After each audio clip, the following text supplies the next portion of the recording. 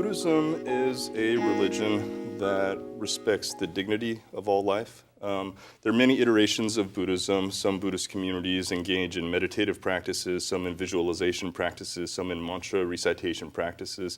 The Soka Gakkai International USA Buddhist community that we're a part of practices Nichiren Buddhism, and we have a mantra recitation practice. We chant Nam Myoho Renge Kyo, which is the title of the Lotus Sutra, which is a teaching in Buddhism that emphasizes the absolute equality of all people, and that all people, just as they are, have the qualities of a Buddha within them, and they can manifest them in the form of greater compassion, wisdom, and courage through Buddhist practice. So some people might think of chanting Nam Myoho Renge Kyo as a type of oral meditation. Some have called it a mantra samadhi practice, perhaps. But ultimately, the purpose of Buddhist practice is to connect with this idea of dharma, or mystic law. Buddhism views that there is an underlying principle to all phenomena in the universe, and by connecting with it, we can manifest these inherent potentialities that we have to live more fully and more powerfully and become happier as human beings. So one way to think about karma is it's the way that life is coming at you. It's the way we sort of experience our respective lives. Technically, karma is the accumulation of all of the thoughts and words and actions that we've ever made, that these sort of feed into a process of creating the circumstances of our present existence, and that we're constantly responding to that. Buddhism in our community, which is Nichiren Buddhism based on the Lotus Sutra, teaches that we're not shackled to a certain destiny, however. It teaches that we have agency. We have the ability to change the way we think, the way we speak, the actions that we take. We can constantly make newer and better causes in the present moment. So in one way, you might think that if you want to understand why we have the circumstances we have in our lives right now, you simply need to look at the causes that we've made in the past. And if you want to know what your life is going to be like in the future, you just need to look at the causes you're making in the present moment.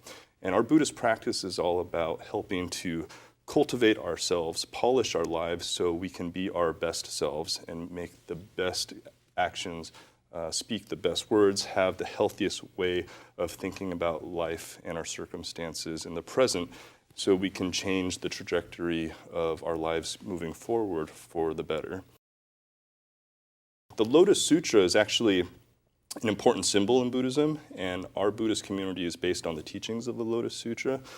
The Lotus Sutra, or the lotus flower, I should say, will only grow in muddy swamps.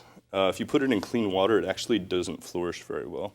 But as it emerges from a muddy swamp, it emerges pristine.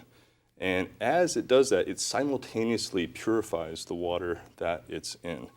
Now, scientists who have studied this have shown that the petals and the leaves of the lotus flower actually have this hydrophobic quality, so it prevents water and dirt from adhering to it.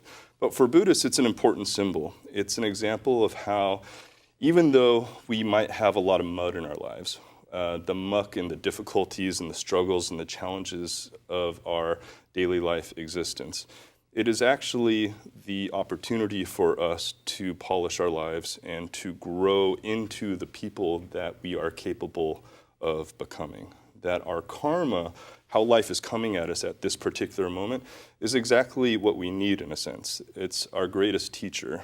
And in a way, Buddhism allows you to perform an ongoing practice of mental jujitsu, in a way, that you can take all of the difficulties and challenges in your life and you can transform them into opportunities for growth by looking at them as catalysts for further development. And as we do that, as we polish our lives and as we grow, we simultaneously purify the water that we're in, so to speak. So the idea is that there's no separation between ourselves and the environment in Buddhism. So as we are able to grow through our Buddhist practice, we believe that we simultaneously can have a positive effect on our surroundings, on our relationships with our friends, our families, our neighborhood, and indeed the entire network of life. Yeah, based on the Buddhist view of respect for the dignity of life and the interconnectedness of all life, our Buddhist community has actively been engaged in initiatives to help build a culture of peace. Some of those issues include working for a world free from the threat of nuclear weapons, promoting equality between women and men, promoting sustainable development practices, supporting human rights education. There are informal public education initiatives to help people learn more about these topics. For example, we have a number of traveling exhibitions that focus on issues such as nuclear disarmament, the role of women as peace builders, the role of artists as peace builders on sustainable development, and the idea of victory over violence. That was something that was originally launched by the youth of our Buddhist community in 1999 in response to growing concerns over youth-related violence. And one of the important messages of victory over violence, or VOV, is this relationship between passive violence and physical violence. All of us know what physical violence is. It's easy to recognize because it hurts when it happens. Right. But passive violence is a little bit more subtle.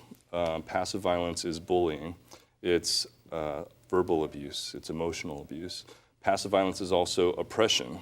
Passive violence is also apathy, choosing to step back and do nothing when you see acts of violence in the environment. Gandhi actually had a theory on the relationship between passive violence and physical violence. He said that passive violence is the fuel that feeds the fire of physical violence. And so if you want to put out the fire of physical violence, logically, you have to cut off the fuel supply of passive violence. And that's a message that we hope to get out there through VOV, so people can be more conscious of this relationship. And in fact, most of us commit little acts of passive violence often without even being aware of it. And the idea is not to be judgmental or to make people feel guilty about that. It's to encourage people to be more mindful of the little things that we might be doing in our lives that are actually passively violent. And if we can be more mindful of those things and make better decisions about how we engage with people, we can be protagonists in helping to build a culture of peace within our families, within our circle of friends, in our city and community. And I believe that through that process can create a ripple effect that affects our larger country and how we think about violence.